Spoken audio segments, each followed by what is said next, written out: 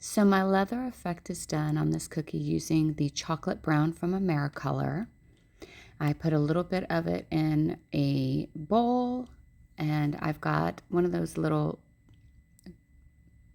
bowls that's got water in it, and I just wet my brush. This one still had a little bit of yellow. It's kind of hard to get this brush fully clean, so you're going to have to take some time and make sure you get that done.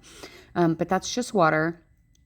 And I am going to make sure that my brush is clean and fully wet.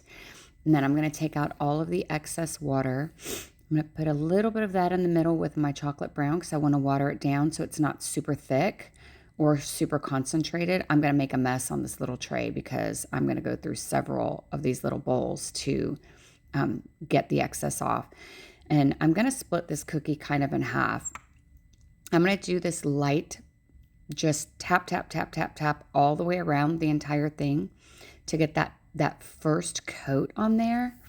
And it takes a little bit of time. You do have to make sure that your icing is completely dry because if you don't, it is going to be a problem for you. So make sure you do that. Go all the way around the cookie. And it really is just a dabbing motion. This brush is perfect because it's really wide, and so it covers a good amount of space. But it's what gives you the initial effect for the leather. So I'm going to continue to go around.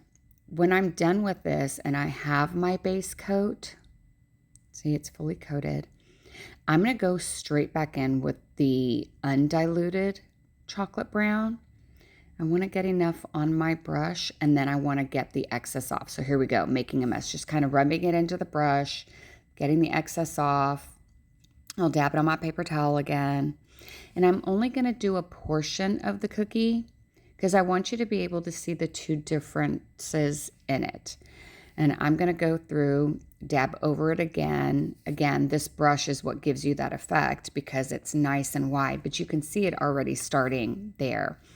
I'm going to do that for half, 2/3 of the cookie. And then I'll go back and do the same thing. I'm not going to use that water again. It's just not needed.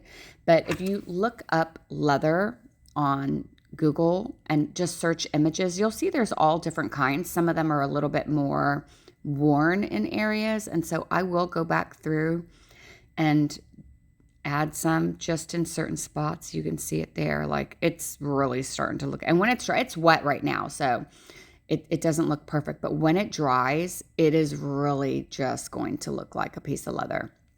And so there I am, I'm going in. And now I'm not going to do the entire cookie or even that entire section. I'm just going to do spots to give it that kind of worn look. You know, it'll be deeper brown in some areas than others. Leather isn't always perfect. But I did like this effect on my last cookie, and so that's what I'm trying to show you there. So you can see to the right is the single coat, and to the left is where I went in with the second full coat.